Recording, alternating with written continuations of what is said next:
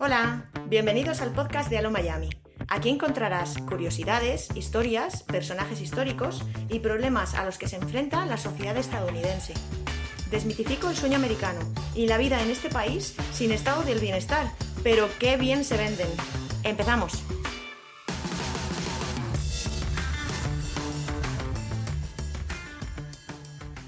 Creo que todos los que me escucháis sabéis que en algún lugar de Estados Unidos de América hay un sitio llamado Silicon Valley, una zona de California de la que parece que ha nacido toda la tecnología mundial del último siglo.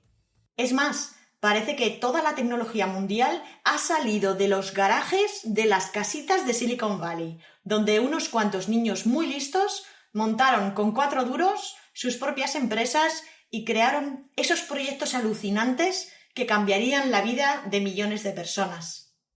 Silicon Valley o Santa Clara Valley es el Valle de Santa Clara, es sinónimo de innovación, de desarrollo tecnológico y de riqueza.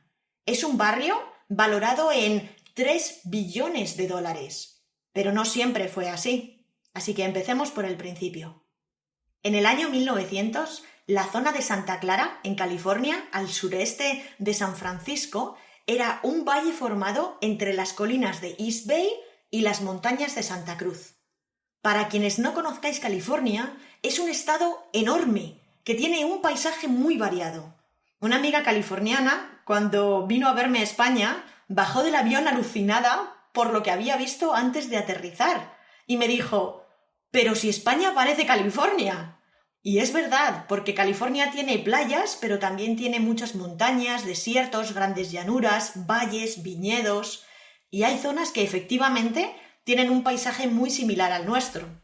Si California fuera su propio país, sería la 5ª economía más poderosa del mundo, y esto se debe en parte a Silicon Valley, a ese antiguo valle de Santa Clara que geográficamente hablando está hacia la mitad del estado, al sur de San Francisco y al ladito de la Universidad de Stanford. Y este dato es muy importante, porque para que esta zona se convirtiera en lo que es hoy, hubo un profesor de esta universidad, Frederick Terman, que fue clave. Este señor era hijo ya de un profesor de Stanford, su padre, Lewis Terman, era una eminencia en psicología y de hecho a él se le atribuye la popularización del test IQ de inteligencia de Estados Unidos para detectar a los niños superdotados, por ejemplo. Bueno, pues Frederick, por tanto, podemos decir que se crió en el campus de Stanford y cuando creció quiso estudiar más sobre el que por aquel entonces era su hobby, que era la radio. Y aún estaba en desarrollo, porque todo esto que os estoy contando ocurrió a principios del siglo XX. A Frederick le fue muy bien en su carrera, primero estudiando en Stanford y después en el MIT de Massachusetts, que es la escuela de ingeniería por excelencia. En 1925, él ya era profesor universitario en Stanford, donde fue profesor casi toda su vida, salvo un pequeño paréntesis en el que ayudó durante la Segunda Guerra Mundial en el laboratorio de investigación de radio de Harvard para conseguir bloquear a los radares enemigos. Como podéis ver, el señor Frederick Terman era una eminencia y cuando volvió a Stanford lo hizo como decano de la Facultad de Ingeniería y se caracterizó por animar fervientemente a sus estudiantes a no trabajar para terceros, sino a crear sus propios proyectos y sus propias empresas. Y esto es fundamental en el nacimiento de Silicon Valley, ya que muchos de esos estudiantes le harían caso, como los hermanos Varian, quienes terminaron inventando el clistrón, un amplificador en la banda de microondas que se utiliza en radares, en transmisores de televisión, en satélites y demás. También fueron alumnos suyos Hewlett y Packard, quienes se asociaron para crear en 1939 HP y lanzaron su compañía al estrellato cuando Disney les compró unos osciladores de sonido que fueron fundamentales para la creación de la película Fantasía, la primera película comercial con sonido envolvente. Y de ahí al Olimpo de las empresas tecnológicas de Silicon Valley. Sí, Frederick Terman es uno de los padres fundadores de Silicon Valley, junto con otra figura muy importante, el físico William Shockley. Este señor, también nacido a principios del siglo XX, era un físico e inventor que se había hecho un nombre gracias a sus investigaciones sobre semiconductores y por inventar el transistor cuando se encontraba trabajando para los laboratorios Bell en New Jersey. Pero allí Shockley no era nada feliz y decide emprender por su cuenta y riesgo. Muy majete no era, así que ninguno de sus compañeros de trabajo quiso asociarse con él, pero ya tenía una carrera de mucho prestigio, así que fácilmente reclutó a 8 chavales brillantes recién graduados del MIT, todos ellos menores de 30 años, y se los llevó a Palo Alto, en California, porque le parece buena zona para vivir, por 3 razones sobre todo. La primera, porque él es de allí y quieras que no, es un poco como volver a casa porque es donde vivía su madre. La segunda es porque está cerca de la Universidad de Stanford y eso significa que puede ser fácil reclutar talento para su empresa. Y la tercera es porque allí aún no había nadie y él conocía muy bien el terreno y sabía que el valle, por aquel entonces, era muy barato. Por tanto, Shockley abre su empresa en el valle, la llamada Shockley Semiconductors Laboratory, y allí descubren que, aunque los semiconductores normalmente se hacían de germanio, aquello no iba del todo bien cuando se exponía este material a altas temperaturas, lo cual para hacer misiles, por ejemplo, era una desventaja. Así que probaron con otro elemento de la tabla periódica, el silicio, que era más resistente al calor, pero más difícil de manejar. De ese silicio, que en inglés es silicon, viene el nombre de Silicon Valley, a pesar de que muchas veces se haya traducido mal como el Valle de la Silicona, a Silicon Valley. Y aunque esto del uso del silicio se descubrió a finales de los 50, en realidad el nombre de Silicon Valley para hablar de esta zona de California se atribuye a un artículo que sacó el periodista Don Hoffler en la revista Metro muchísimo más tarde, en 1971. Pero volviendo a Shockley, resulta que por sus descubrimientos anteriores, al año siguiente de abrir su propia empresa, van y le dan nada más y nada menos que el Nobel de Física. Y al parecer esto se le sube muchísimo a la cabeza y se empieza a comportar como un tirano con su propio equipo. Ese equipo estaba formado, como os digo, con gente súper valiosa. Eran 8 genios que habían conseguido lo del silicio. Y a la cabeza de todos ellos estaba Robert Noyce, quien más tarde terminaría siendo apodado como el alcalde de Silicon Valley. Robert no quería líos, y si por él hubiera sido, se habría quedado trabajando con Shockley, pero cuando tras lo del Nobel sus 7 compañeros más valiosos deciden dar una especie de golpe de estado a la empresa, le convencen para que él se fuera con ellos y fuese, en cierto modo, la cabecilla. Estos 8 genios que un día dieron el portazo a William Shockley son conocidos como los 8 traidores, y teniendo en cuenta que estamos hablando del año 1957 y que lo normal por aquel entonces era ser fiel a una sola empresa durante toda la vida, aquello de abandonar el barco estuvo muy mal visto. Y estos 8 genios convencieron a un tal Sherman Fairchild, que era el rico heredero del cofundador de IBM, para que invirtiera en ellos y fundara la Fairchild Semiconductor. ¿Dónde? Pues ya que estaban en la zona, pues se quedaron allí, en Silicon Valley. Más tarde, en 1968, Robert Noyce y otro de los traidores, entre comillas, Gordon Moore, fundaron por separado una compañía que se llamó Intel, que terminó inventando los microprocesadores, una piececita clave para el desarrollo de los ordenadores personales como los conocemos hoy en día y que venden a marcas como Apple, Lenovo, HP y Dell. Y el resto de los traidores del grupo fueron también fundando sus propias compañías, todas ellas relacionadas con la tecnología y todas ellas se quedaron en Silicon Valley. Así que como veis, en la primera mitad del siglo XX ya tenemos a varios gigantes tecnológicos con oficinas en el valle cercano a Stanford.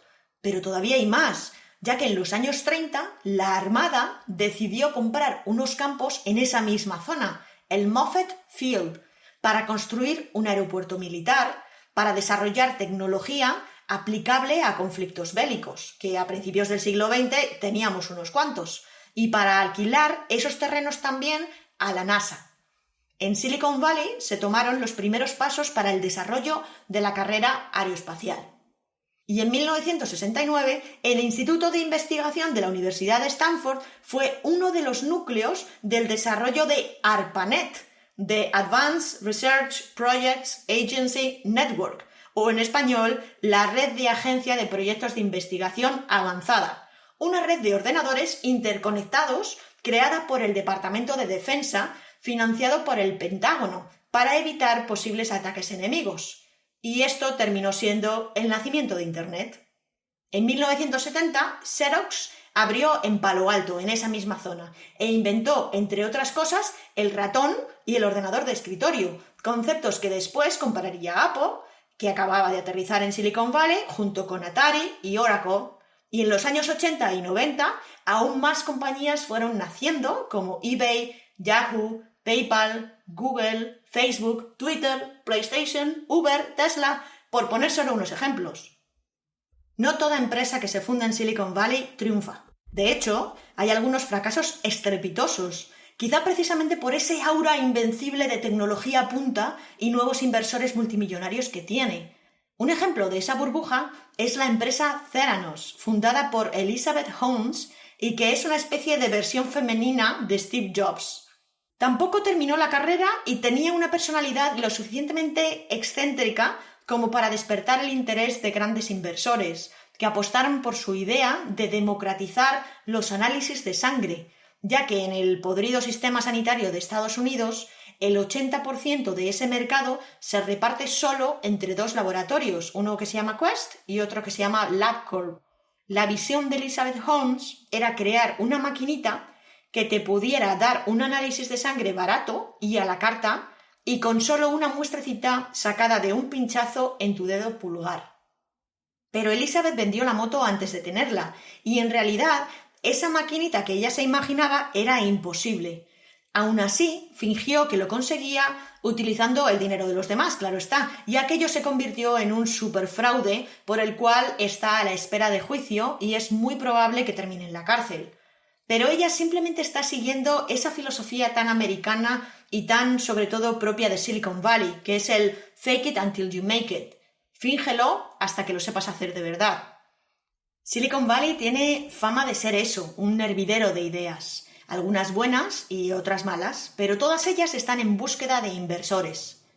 Uber, compañía que a pesar de ser una empresa ya más grande que Starbucks, por ejemplo, ha demostrado ser desde su nacimiento peligrosamente unprofitable, que dicen aquí, es decir, no da beneficios. Uber es un negocio que pierde dinero en vez de ganarlo, y los inversores siguen dándole dinero a esa empresa que pierde, esperando a que explote en beneficios algún día, igual que pasó con Amazon, por ejemplo. El problema es que no siempre pasa así. No por ser un producto de Silicon Valley es mejor que otras empresas. Y aunque veamos que existe y que es conocida por todos, la realidad es que la política de precios de Uber hace que sea un modelo de negocio imposible para generar dinero. De hecho, según la revista Time, la salida a bolsa de Uber reflejó una era de mediocridad y de estrechez de miras en Silicon Valley. El modelo de empresa de la zona, que tiene muchas ventajas, que son sueldos altos, condiciones laborales mucho mejores que las que marca la ley de Estados Unidos, incluyendo más semanas de vacaciones pagadas o mejor baja maternal y paternal, pero también han comenzado a surgir discrepancias entre esos trabajadores contra la ética de algunos de esos gigantes tecnológicos, como el año pasado cuando 11 trabajadores de Facebook decidieron dimitir por encontronazos ideológicos sobre cómo la compañía decide hacer las cosas. Son motivos más ligados a la ética que a la tecnología propiamente dicha, o por verse incapaces de mantenerse en una burbuja que cada vez es más competitiva. Cuando hice el desayuno de las drogas, recuerdo que el sobreuso de anfetaminas y otros estimulantes como el famoso Adderall estaba ligado a los trabajos de Silicon Valley, donde los turnos son más de 12 horas en muchos casos y para sobresalir hay quienes no salen de la oficina en varios días. También hay casos de empleados que, a pesar de tener un sueldo anual de 6 cifras, no consiguen tener dinero como para poder mantener a su familia con calidad de vida. Leía en concreto un artículo de Business Insider, que os dejaré el enlace en las notas de este podcast, donde un ingeniero de operaciones decidió dejar Facebook porque con $100.000 anuales no le daba para vivir con su mujer y 2 hijos en San Francisco sin tener que compartir casa. Porque una cosa es aspirar a trabajar en Silicon Valley y otra muy distinta es vivir allí. Porque si Estados Unidos tiene sus obstáculos y sus particularidades, esta zona es un microcosmos concreto. Yo, que solo he ido de turismo a California, realmente no sé mucho más. Por eso, para la creación de este podcast, me ha ayudado muchísimo toda la información que me ha dado Rosa Jiménez Cano, que es otra expatriada en Estados Unidos, que aunque ahora vive como yo en Miami, ha sido durante años la corresponsal del país en Silicon Valley.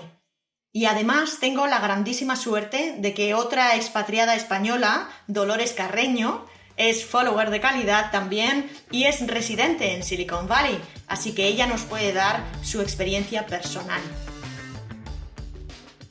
Hola Dolores, eres la primera invitada del podcast Aló Miami. Bienvenida. Hola Belén, muchas gracias por invitarme, es todo un honor. Bueno, llevas tú viviendo en Silicon Valley 5 años, creo, ¿no?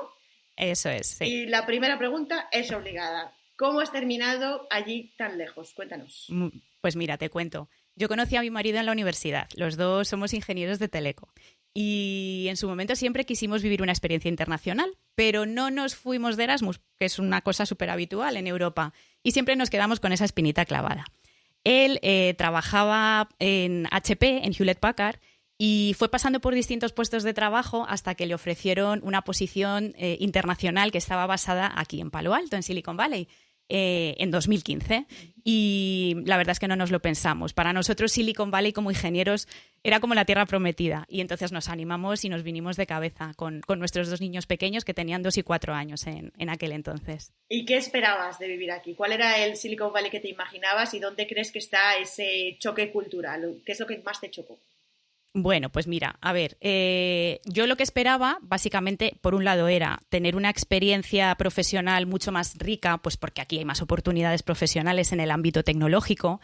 Y por otro lado, como madre de 2 niños pequeños, lo que yo soñaba era que mis hijos fueran bilingües, que pudieran aprender inglés a la vez que crecían, porque además también mantenemos el español en casa, pues soy muy estricta con el tema. Entonces, bueno, cuando llegas aquí, yo llegué muy convencida, muy contenta, pero siempre es verdad que hay un choque cultural y hay cosas que te llaman la atención, cosas más generales de lo que es Estados Unidos, como puede ser el tema del seguro médico, el tener por defecto muchas menos vacaciones que en España, en los horarios de las comidas. A mí me gusta comer a las 12, yo soy muy de biorritmos, mis biorritmos van muy alineados con el estilo de vida americano. Pero por otro lado, cuando te vas a cenar por la noche y sales con amigos, es que tienes que reservar a las 6 o 6:30. Sí. A las 9 y pico, 10 ya te han cerrado el restaurante y estás a las 11 en casa. Y es muy triste, es un poco como, ¿perdón? Sí, es un mundo paralelo, es verdad. Es un mundo paralelo. Otra cosa, bueno, que me chocó muchísimo y que ya me he acostumbrado más, el tema de las medidas. El hecho de tener todo en otras medidas en el sistema imperial que a mí me vuelve loca. Eso fue la caña, ¿no? Porque claro, encima vas a comprar y ves todo en libras, que encima ni siquiera es medio kilo, te engañan mucho los precios, es un poco lío, las temperaturas y demás. Pero como mamá también me chocó el ver que en las escuelas a veces hay un poco, bueno, no es en general, es una sociedad un poco consumista y tiene una economía un poco de usar y tirar. Yo veo que en el patio del colegio de mis hijos cada día se quedan tuppers, botellas de agua, chaquetas tiradas que nadie recoge. Nadie recoge. De hecho, luego va alguien del cole y las va poniendo en un perchero que tenemos ahí a la entrada para que la gente vaya y la haga. Es una especie de lost and found, de objetos perdidos. Bueno, pues pasan meses y al final mandan una nota ya diciendo si no venís a por ellas, pues lo vamos a donar a una organización, que está muy bien. Pero yo digo, mis hijos, o sea, si vienen sin chaqueta, Claro. o sin el abrigo, yo me doy cuenta y vamos de vuelta, ¿no? Pero aquí no, aquí si no, pues van y compran otra, porque total, ¿qué más da? ¿Que lo pierden? Pues da igual, compran otra. A mí eso me choca bastante. Sí. No sé, yo creo que en España somos un poco más cuidadosos con esto. Sí, esa economía de usar y tirar, ¿no? Es que es verdad que es chocante, sobre todo teniendo en cuenta que California tiene la fama de ser la tierra donde más se recicla de Estados Unidos, ¿no? Y luego, sin embargo, pues son dejados con estas cosas que al final también están consumiendo más y están produciendo más. Tal cual, es verdad, porque es verdad que yo reciclo un montón en casa. Yo tengo varios cubos y reciclo cartón, reciclo plásticos, cristal. O sea, yo tengo no sé cuántos compartimentos, o sea, es tremendo. Otra cosa que me llamó muchísimo la atención, sobre todo con mis hijos, el tema del puritanismo que hay aquí, un poco estúpido desde mi punto de vista. Me pasó una cosa, fui a la piscina con mis niños en el gimnasio, en el YMCA, y a que tomaran unas clases de natación. Bien, pues a mi niña, que en ese momento tenía 5 años, la llevé con su bikini, con su braguita de bikini, pues a nadar. Pues te quieres creer que no permitieron que pudiera estar en la piscina así porque llevaba solo, no estaba cubriendo su parte de arriba y tuvo que ponerse la camiseta que llevaba ella, normal, su camiseta, para poder recibir la clase de natación, porque si no podía ser ofensivo para otras familias.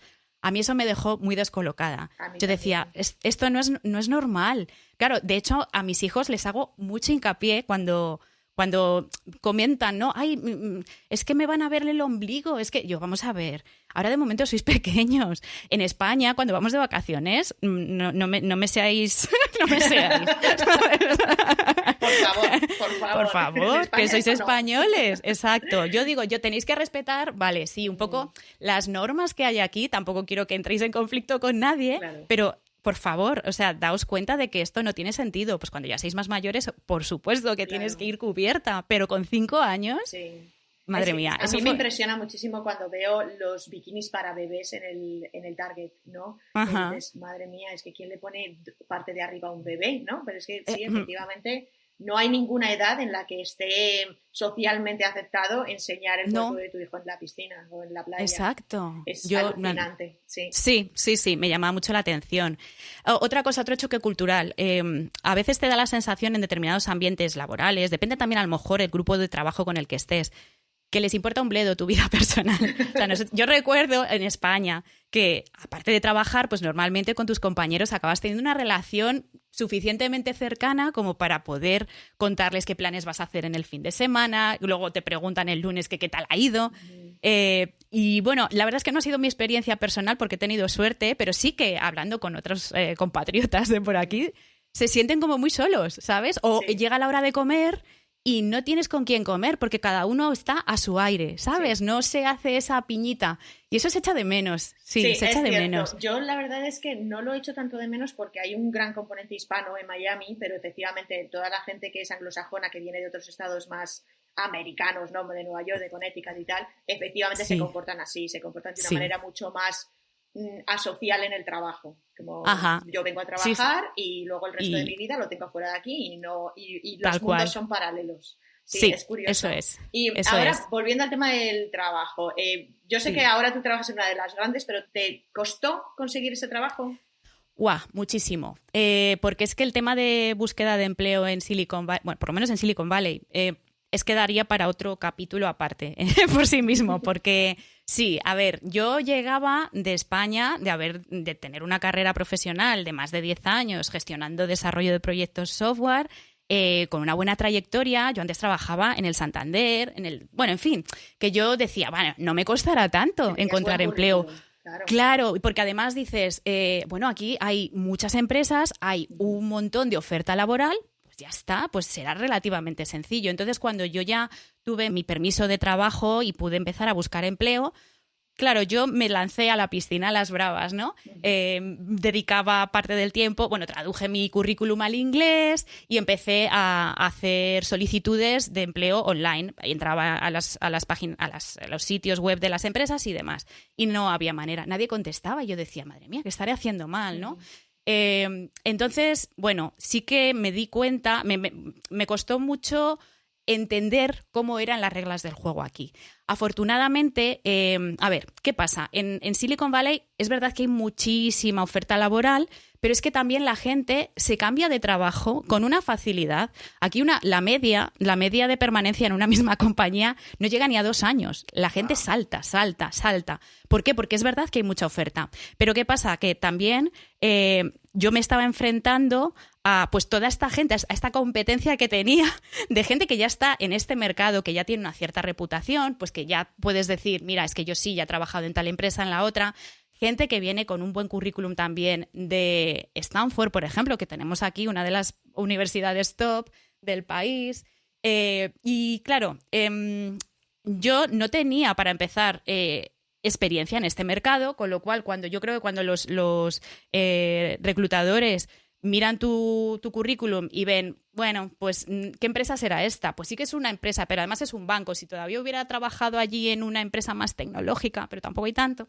En fin, el caso es que, ya me puse un poco a investigar a ver cómo podía solucionar esto. Claro. Y afortunadamente sí que encontré que hay agencias de empleo gratuitas, que esto es una pasada, eso hay que reconocer que está muy bien, donde te ayudan a abordar tu búsqueda de trabajo de una manera más ordenada y orientada a resultados, ¿no? Que además es lo que aquí se lleva mucho. Claro. ¿Qué pasa? Que gracias a estas agencias de empleo, pues yo fui entendiendo cómo tenía que abordar la búsqueda de empleo. Y aquí una de las claves también es tener una muy buena red de contactos. Aquí muchísimas veces publican los puestos de trabajo en las webs de las empresas, pero muchas veces ya tienen candidatos asignados. Lo tienen que publicar porque es un tema de imagen. Y hay ¿De veces acuerdo? que es un tema legal incluso, que cuando vas a traer, por ejemplo, cuando traes a talento de otro país, tienen obligatoriamente que ponerlo en algún medio como para demostrar que primero lo han intentado en Estados Unidos y como no han encontrado el talento en Estados Unidos han tenido que irse fuera. Es verdad, eso es verdad, porque es verdad que aquí traemos, los que venimos de fuera, un montón de talento que no existe en el país. Bueno, es porque hay tanta la demanda.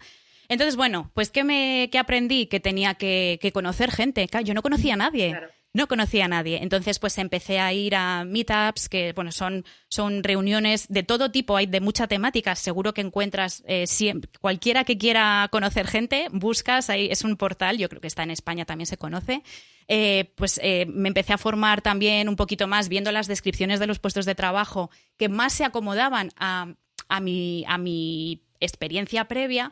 Vi que había determinados temas más técnicos que quizá debía pulir, ¿no? Y aprender. Y bueno, rehice el currículum de otra manera para que estuviera muy orientado a resultados. Aquí les importa un pimiento lo que has hecho hasta entonces. También es cierto que eso es una cosa buena. Puedes haber sido lo que seas. Si ven que estás muy motivado y tienes una cierta pasión por algo, aunque sea en un sector totalmente distinto al que has trabajado, y ven esas ganas, puede que te den una oportunidad, sí. Porque eso sí que lo valoran mucho. Entonces, está muy bien porque no te encasillan. El hecho de que hayas estado haciendo algo durante 15 años antes no te va a limitar. Sí. Eso está súper bien. Estoy totalmente de acuerdo con eso. A mí también me ha pasado eso, que en España es como que tendemos a encasillarnos en tu carrera. Si te has dedicado a esto, vas a dedicarte a esto toda tu vida. Y sin embargo, aquí se valora la experiencia y se puede hacer cambios en paralelo a otra empresa, a otro tipo de industria que no tenga nada que ver con lo anterior. Es verdad. Eso es un punto positivo para estos yankees. Eso. Correcto, es verdad. Y eso hay que valorarlo, no todo es malo. Y también pues a mí me enseñaron a venderme mejor, porque claro, llega la famosa entrevista, pues ya el currículum a lo mejor haces que cuele, ¿no? Y que se lo pasas a alguien que te pueda hacer un referral que llaman aquí, lo que sea. Bueno, puede que consigas esa primera entrevista. Pero, claro, ahora tienes que contestar como ellos esperan. Ay, Dios mío, ¿no? El tell me about yourself. Bueno, al principio era un auténtico desastre porque me enrollaba como una persiana porque tiendo a ser muy parlanchina, pero cuando ya estuve tomando estos cursillos en estas agencias y demás, fui practicando y me fueron enseñando cómo tenía que ser más concisa, ir al grano, en fin, fui mejorando bastante. Y luego, claro, es cuestión de práctica. Vas mejorando. Y al final, pues sí, al final encontré trabajo, afortunadamente. Bien. Un poco doloroso, pero bueno, ya, es que además otra cosa que me pasaba, claro, el tema del inglés como segundo idioma. Sí. A mí me echaba un poquito para atrás, porque aunque no tengo mal nivel, claro, no soy bilingüe tampoco. Claro. Y yo veía a otras personas que son pues americanas y claro, les ves con un desparpajo, contando aunque sea un micrologro, Sí. pero Sí. lo venden de una manera estupenda Sí. y con un, pues eso, desparpajo. Y nosotros también pecamos de ser un poquito humildes, pero en plan negativo. Sí. No nos creemos muchas veces todo el talento, ¿no? Y las capacidades que traemos con nosotros. Entonces, es otra cosa que al final me ayudó mucho estar en un voluntariado donde me di cuenta de que, es verdad, el resto de mis compañeros que estaban allí impartiendo talleres conmigo y demás, sí, hablaban mejor inglés que yo, pero no eran... No sé cómo decirte, es que no quiero pecar tampoco de... No es que fueran más listos que yo. Claro, no, pero sí que es verdad que cuando estás hablando un segundo idioma suenas menos lista. O sea, yo tengo también ese complejo de no me estoy explicando bien porque yo me explicaría muchísimo mejor en español, ¿no? Entonces Eso como es. que nunca van a tener la versión más brillante de tu persona como profesional. A mí Sí. es algo que también me ha afectado mucho y me acuerdo que una amiga me dijo, deja de pensar en eso, deja de pensar en tu acento, deja de pensar en tus limitaciones. Ese es tu charm, ese es tu encanto. Y entonces, siempre que me viene ese complejo, me lo aplico. Es verdad, esto es mi encanto, es mi encanto. Que es verdad Es que así. suenan muy bien. Pero tú, en tu caso, además, seguramente hayas tenido que lidiar con competidores en las entrevistas que vienen de Stanford, que vienen de las grandes, ¿no? Y Exacto. ¿cómo lidias con eso? Porque eso tiene que ser complicadito para el ego, ¿no? Bueno, claro, pero es que yo traigo también de serie otro tipo de cualidades que ellos quizá no tienen. Exacto. Mira, por ejemplo, traigo experiencia que a lo mejor un chavalito de Stanford, bueno, para determinadas posiciones se necesitan unos años. Has tenido ya que pegarte, Sí, ¿sabes? sí. Con Total. muchos equipos, vivir muchas experiencias. Es que es así. Sí.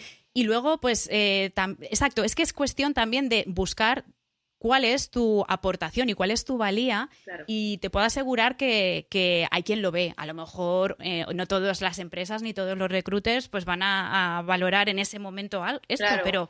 pero sucede. Es más, como te decía, hay como valor, a ellos les gusta mucho que tú vayas con muchas ganas. Sí. Entonces, incluso puedes venir con una formación totalmente diferente y si ven que aportas otros valores, otras cualidades que al final ayudan a que el equipo sea más redondo, pues ahí está.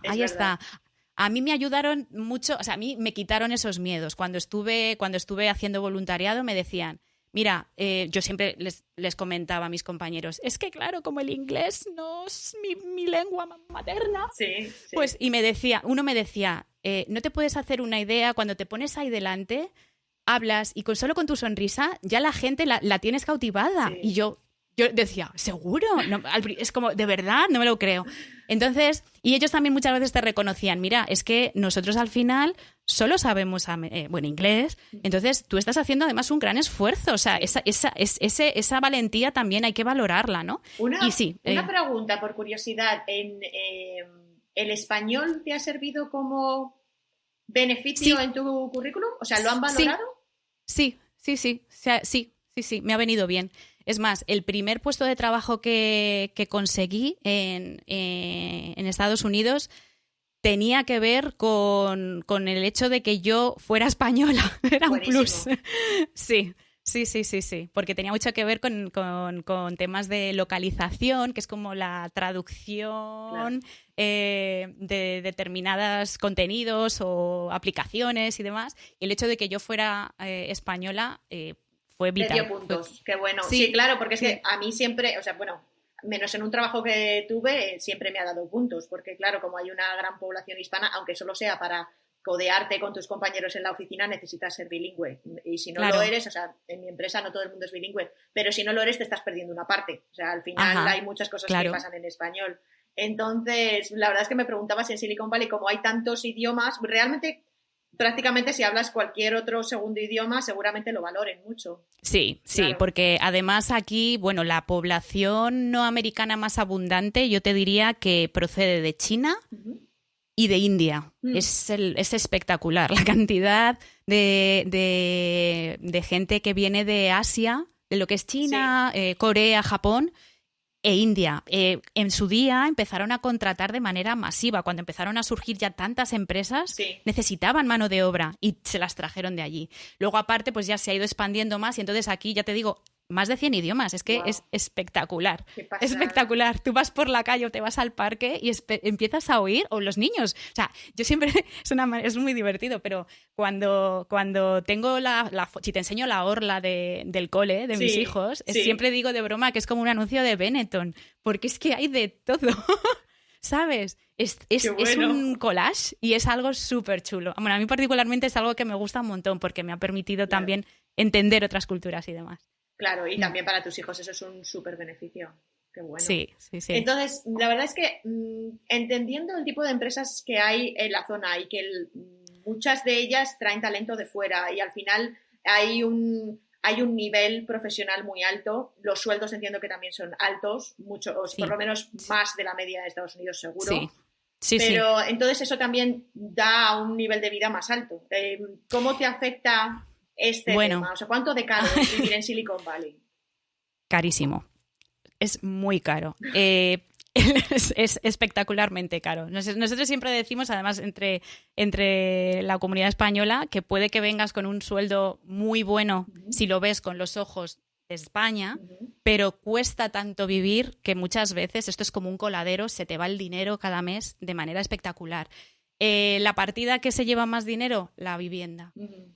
Alquilar en Silicon Valley, luego podemos hablar si quieres más de ello, Sí. es muy caro. ¿Por qué? Porque no hay tanta oferta de vivienda. Al final Silicon Valley es un trocito de tierra que está encajonado entre la bahía, tenés las montañas de Santa Cruz, tienes el Monte Diablo, bueno, en fin, que tienes un terreno limitado que además ha tenido muchas restricciones en cuanto a los planes urbanísticos y no se ha permitido edificar en alto, hacer grandes torres ni nada. Y entonces no hay tanta oferta de vivienda. Y los precios, claro, como cada vez venían más y más trabajadores con buenos sueldos, han ido subiendo y es una pasta vivir aquí. Tienes también, como tengas hijos, pues apague, vámonos.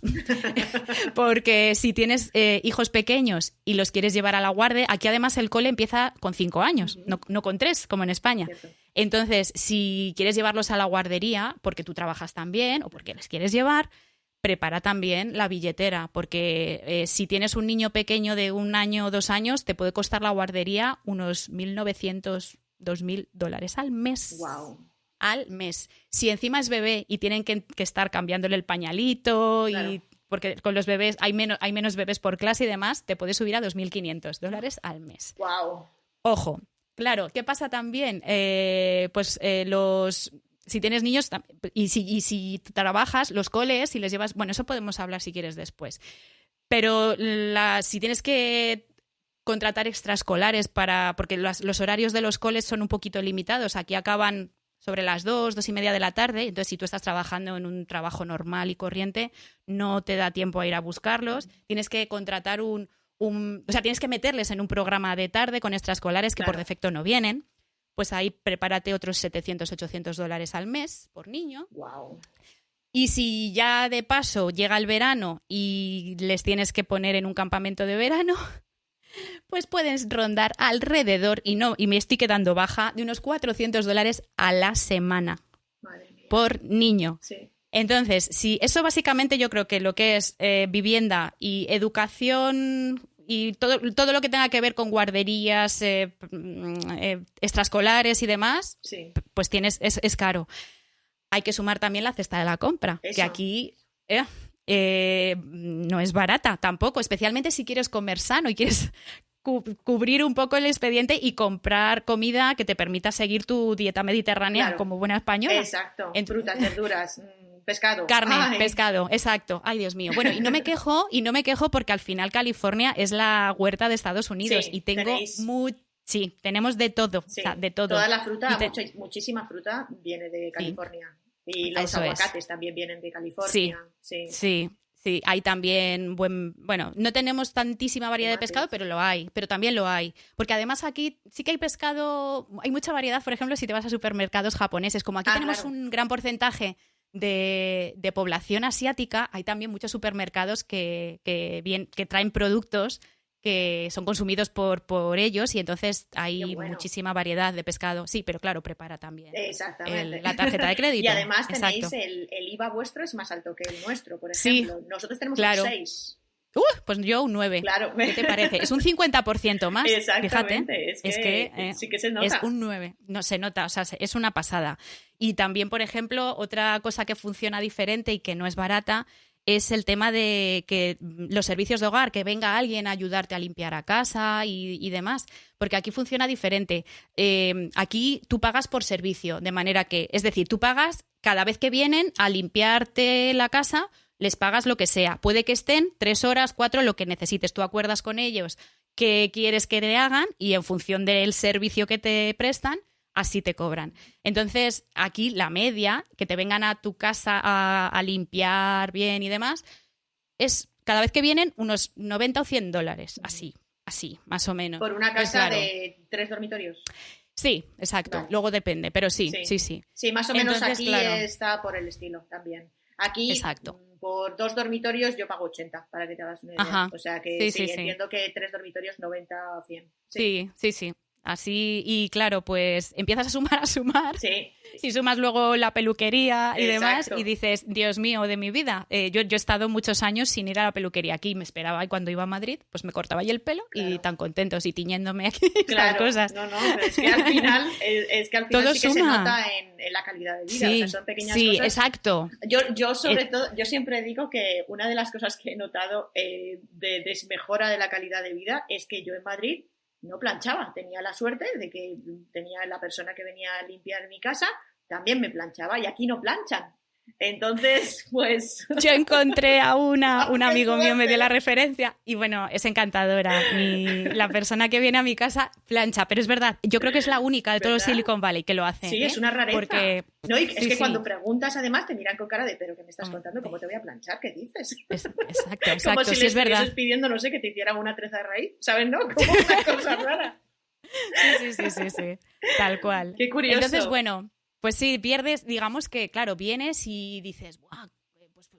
Pues venimos, mi marido, pues con un buen sueldo y demás, pero luego el día a día ves que te gastas, o sea, que vas a comprar al Costco y cada vez que sales de allí con el carro lleno, pues te has dejado $300 o 400. Sí, así. Exacto, así, en un carro, así. Que bien grandes que son, pero es verdad que en un carro se te pueden ir $300 o $400.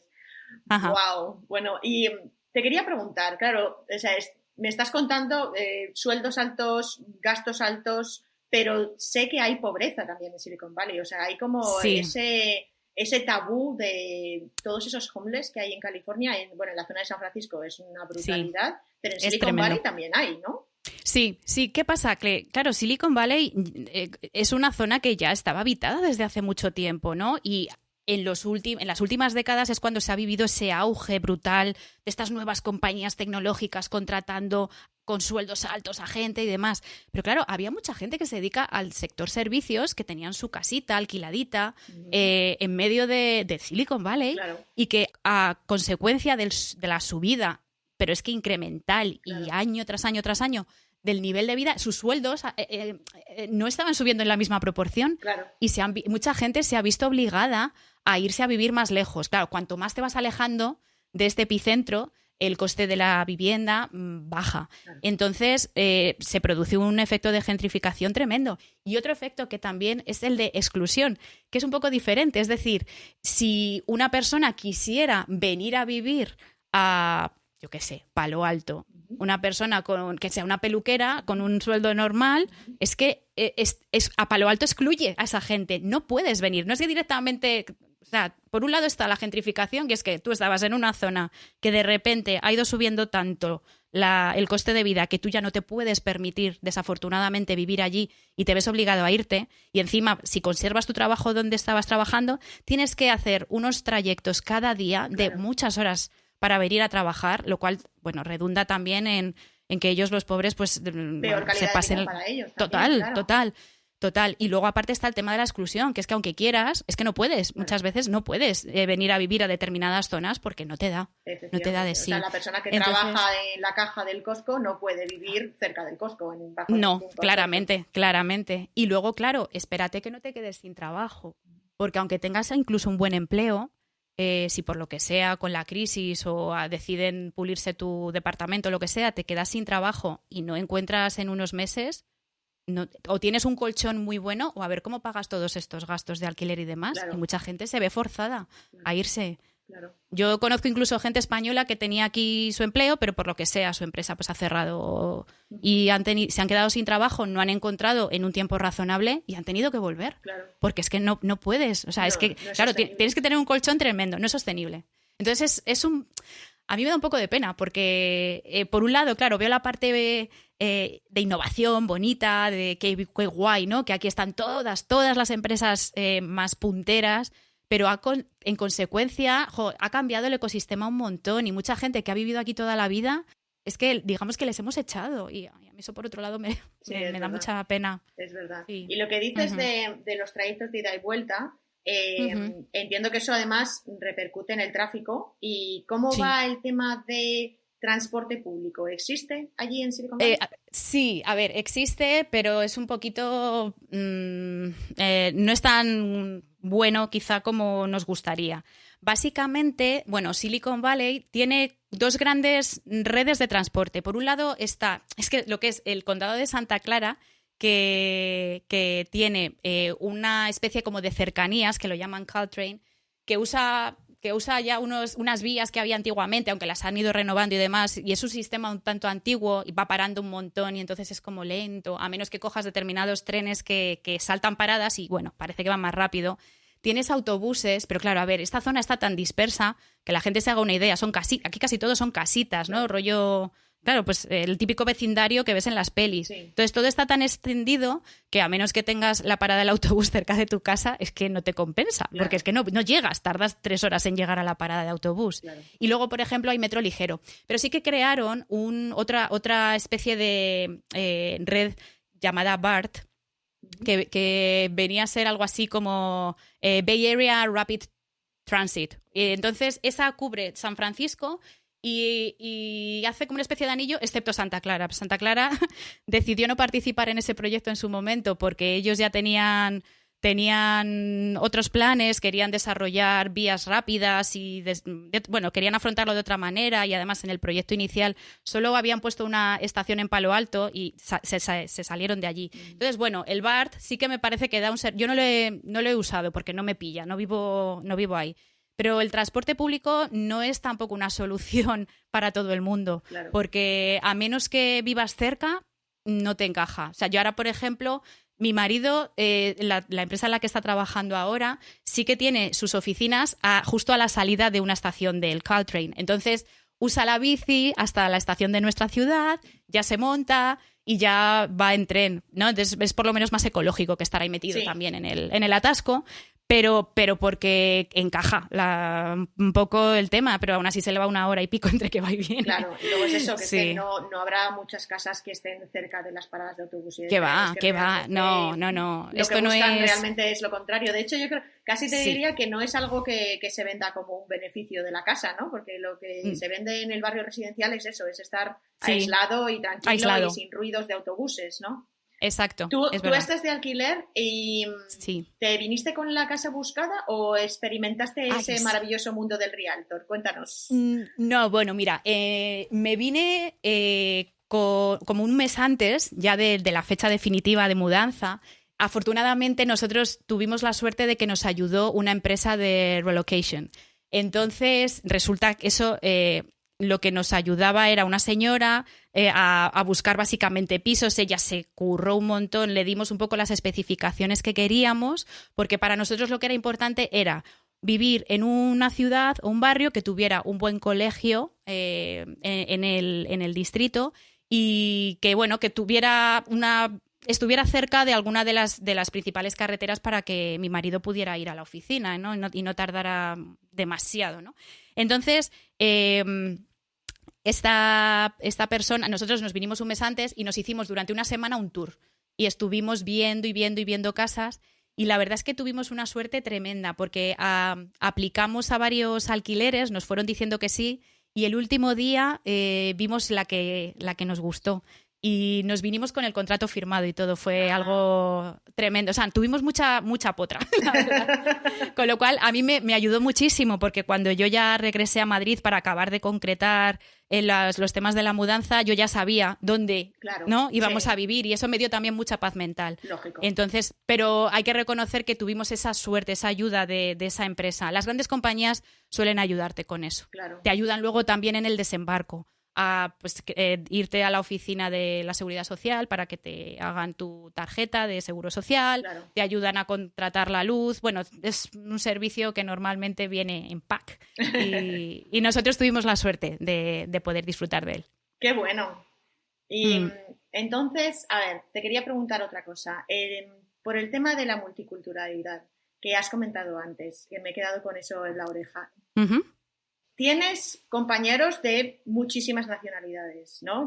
Has dicho que 100 idiomas se hablan en el Valle, lo cual es que me parece alucinante, porque si ya me parece multicultural Miami y puede que en mi oficina haya 20 nacionalidades, pero es que estamos hablando de que, claro, yo solo tengo las nacionalidades de Latinoamérica, tú tienes muchísimas nacionalidades de Asia, que aquí, por ejemplo, no tenemos, que me parece súper curioso.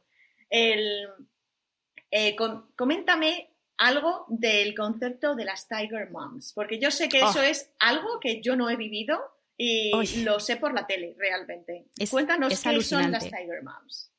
Bueno, las Tiger Moms es como se las denomina a muchas mamis de origen asiático que son se caracterizan porque son muy exigentes con sus hijos y quieren que aprendan un montón de disciplinas, les tienen asfixiaditos, básicamente, a los pobres niños.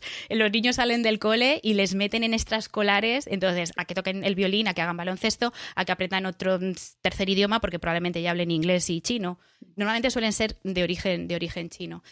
Bueno, es tremendo. Entonces, ¿qué pasa? Que hay zonas, hay aquí ciudades donde la población asiática es tan grande que esa competitividad que las mamás están poniendo encima de los hombros de sus hijos se acaban transmitiendo a lo que es el cole en sí mismo, ¿no? Y entonces hay, por lo visto, es que mis hijos no, yo huí de eso, ya me lo advirtieron cuando estaba buscando casa, ya me dijeron qué zonas debería evitar, porque al final los estás creando como pequeños robots. Sí, un poco. que son sí. Entonces, y yo lo veo, algunos amigos de mis hijos son de origen chino y cuando hablas con las mamás, que a lo mejor son en principio muy majas, pero que es que dices, ¿pero cuándo juegan estos pobres peques, no? Y sí, entonces, ¿y eso implica que el nivel escolar sea más alto? Sí, muchas veces ayuda, sí. Claro, porque una de las métricas que estas familias tienen es que tienes que sacar las mejores notas. Claro. Cueste lo que cueste, y están ahí a saco. Entonces, es verdad que sí se nota. Se nota mucho la diferencia entre coles donde la mayoría de los niños son de origen asiático a coles donde hay más cierta mezcla, que bueno, la hay, o incluso coles donde hay más población latina o hispana de sector servicios, donde también el nivel... Bueno, a ver, es que aquí también en Estados Unidos, no sé si eso tú lo habrás hablado en alguno de los desayunos o algo, hay una página web que se llama greatschools.org donde es un ranking de escuelas y hay una serie de baremos y se puntúa a cada escuela. Entonces, si tú ves las notas, digamos, que tienen las distintas escuelas de por aquí de la zona, ves que aquellas donde hay más asiáticos tienen como mejor puntuación que donde no. Las cosas como son. Es muy curioso. O sea, que son también más codiciadas, ¿o no? Pues en cierta manera. A mí, por ejemplo, yo sí que miraba, cuando estaba buscando cole para mis hijos, quería que la escuela, bueno, fuera, por encima de 7, ¿vale? Claro. Que tuviera notable, por lo menos. Sí. Pero quería, porque también es uno de los datos que te dan la distribución por raza, ¿no? De la composición del alumnado. Y quería que hubiera cierta mezclilla, aunque en esta zona muchas veces del 50% hacia arriba son asiáticos. Cuidado, que contando los indios. Es que hay muchos indios también. Claro. ¿Vale? Sí, hay mucha gente que viene de India. Y ellos no son tan así, ¿eh? Ellos ya no son tan exigentes o tan competitivos. Ya. Claro, es que esa multiculturalidad es alucinante. Sí. Que también entiendo que, como nos decías, afecta al tema de supermercados, pero ¿productos españoles encuentras? Ay, sí. ¿Sí? Sí. A ver, claro, no, sí, sí. Bueno, ahora cada vez también hay más empresas que te venden online y traen productos españoles, ¿no? Hay varias que tenemos aquí de referencia, pues si quieres comprarte un choricito, un vinito, ¿sabes? Hay cosas así. Pero bueno, es curioso porque, bueno, Costco, por ejemplo, que es uno de los grandes hipermercados, ¿no?, de todo Estados Unidos, sí que te trae, pues, queso manchego. Encontramos, desde hace un par de años nos están trayendo jamón serrano. Pero la pata entera. La pata entera, sí. ¿Y el jamonero? El jamonero y el cuchillo, por 99. ¿También te lo venden? Brutal, todo el pack. O sea, es de la marca Noel. Bueno, yo creo que lo están haciendo de lujo. Aquí yo recuerdo cuando alguien ve que ahí vienen ya los jamones al Costco, normalmente empieza a correrse la voz, ¿no?, entre toda la comunidad española, y en cuestión de días han volado, porque es que ya la gente hasta los compra a pares, ¿no? En plan, esto es tremendo. Entonces, bueno, sí que vas encontrando. Y hay otros supermercados, pues, donde encuentras chorizo Palacios.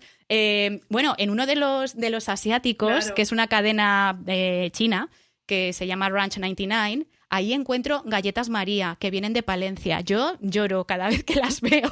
Es que las compro.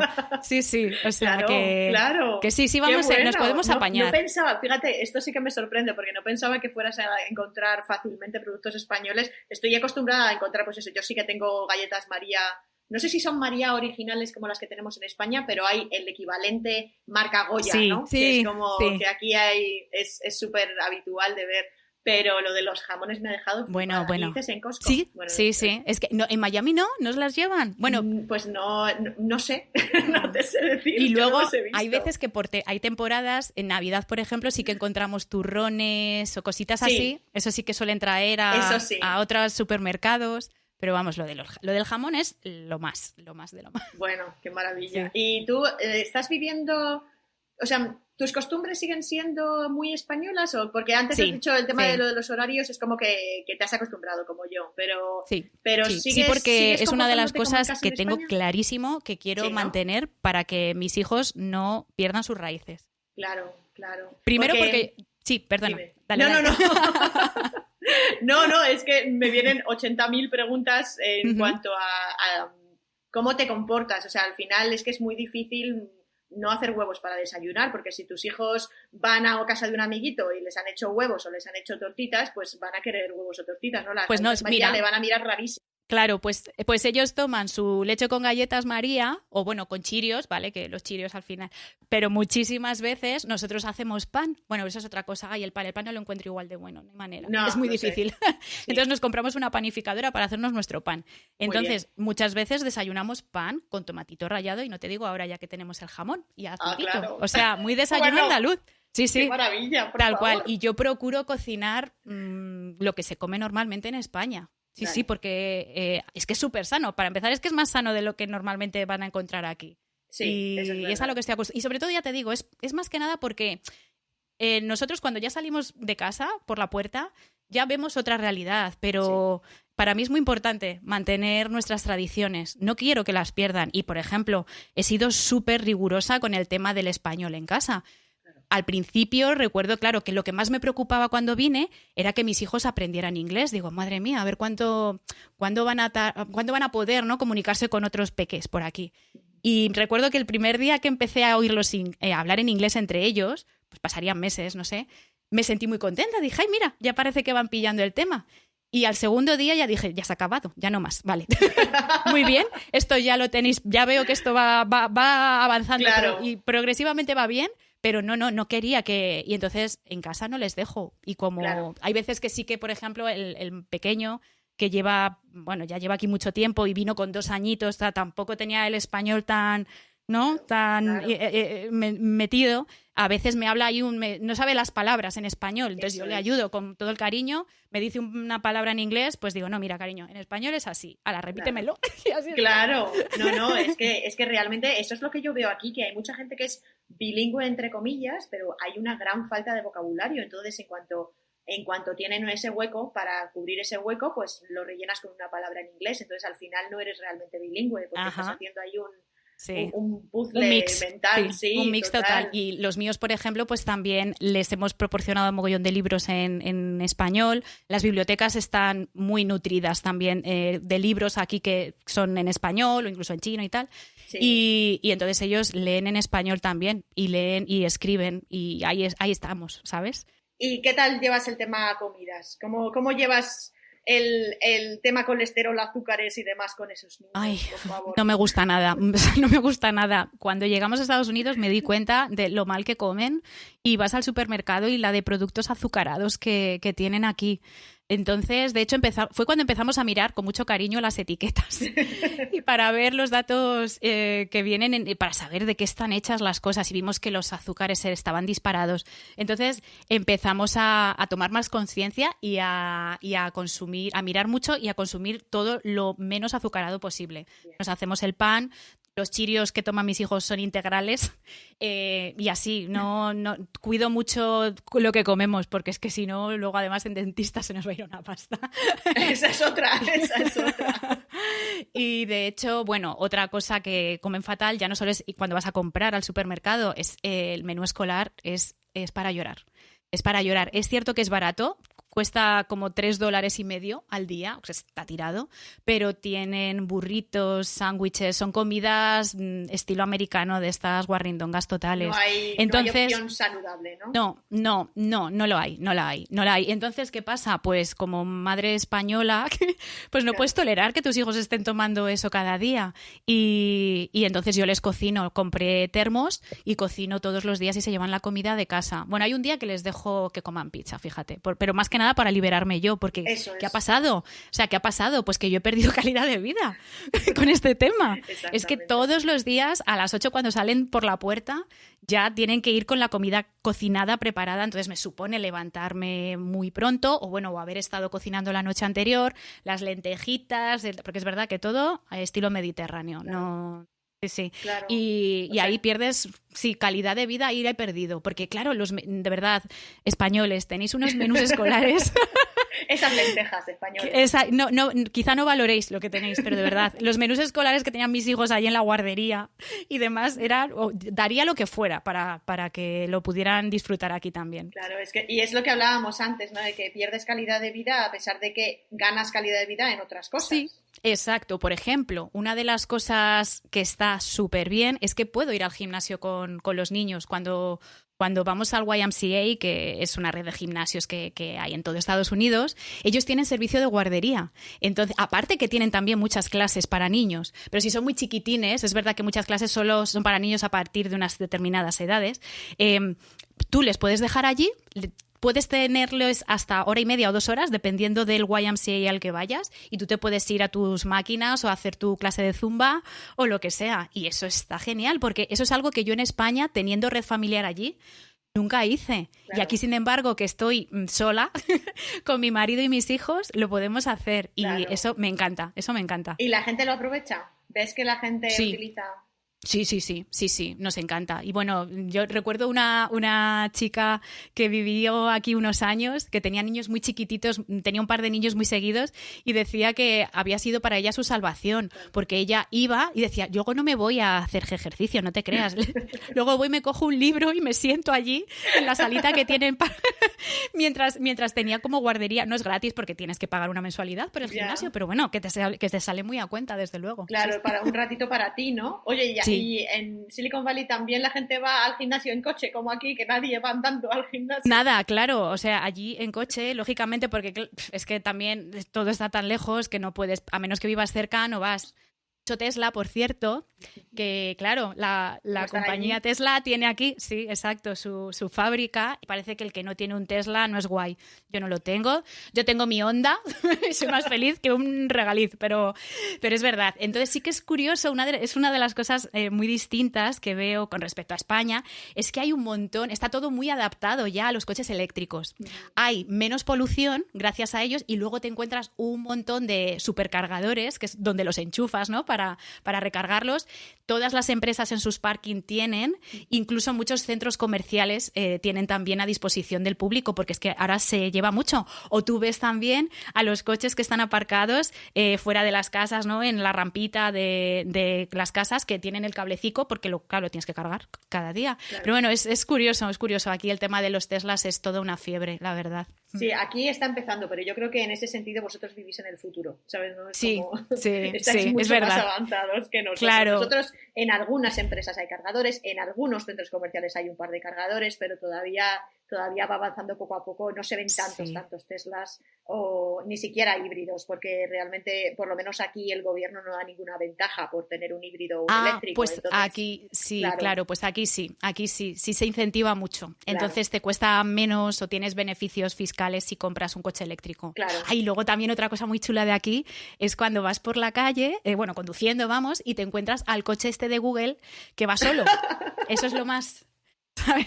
Eso sí que es vivir en el futuro. Claro, bueno, es la caña, porque ya llevan años. Yo recuerdo la primera vez que vi uno, pues a lo mejor hará 3 años o por ahí. Entonces, claro, ellos utilizan pues todas estas calles de Mountain View, toda esta zona donde ellos tienen sus oficinas, pues para hacer sus pruebas, ¿no? Y son estos coches que tienen cámaras por todos los lados y van solos. Va un copiloto con un ordenador ahí mirando a ver si está pues haciendo las cosas bien y tal. Eso también es como del futuro. O sea, es verdad que hay veces que te encuentras cosas que dices, wow. ¿Ves? Sí, esa es la gracia de vivir en Silicon Valley, ¿no? Al final esa es la expectativa y la realidad, ¿no? Sí. Bueno, entonces yo creo que no vuelves, ¿no? ¿Estamos de acuerdo en que no vuelves o cómo? A corto plazo creo que no. Creo que no. Depende mucho de cómo vayan sucediéndose los acontecimientos, pero mientras nosotros tengamos trabajo aquí, de momento me sigue gustando mucho para criar a los niños. Están viviendo una experiencia única, la verdad, y estamos intentando quedarnos con lo mejor, ¿no? De vivir aquí, de conocer nacionalidades de muchos sitios. Es algo súper enriquecedor.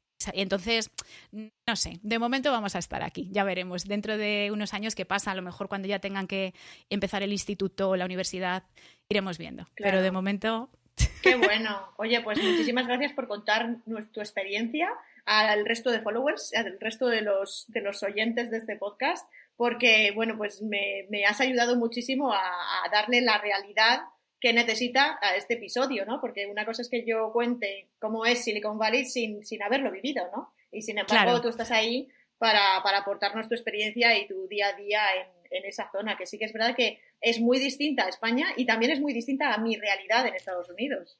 Ajá, sí, eso creo yo. Yo creo que esto es un ecosistema único en el planeta, te diría, porque lo que pasa aquí es muy diferente a lo que puedas vivir. Lo noto en cuanto me muevo hacia el interior de California y me voy 100 kilómetros más para adentro, ya veo campos, ya veo la América más rural, ¿no? Entonces es verdad que estamos aquí concentrados.